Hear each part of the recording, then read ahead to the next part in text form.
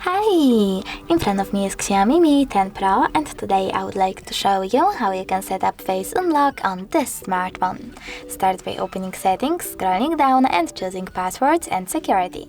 Then click on face unlock here and enter your current login method. After that, read the disclaimer and tap on start. Then wait 5 seconds and tap on next. Now keep your face in frame and follow all of those instructions.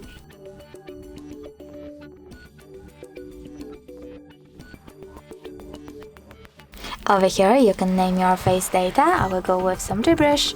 Click on this little blue icon at the bottom right corner of your keyboard and tap on done.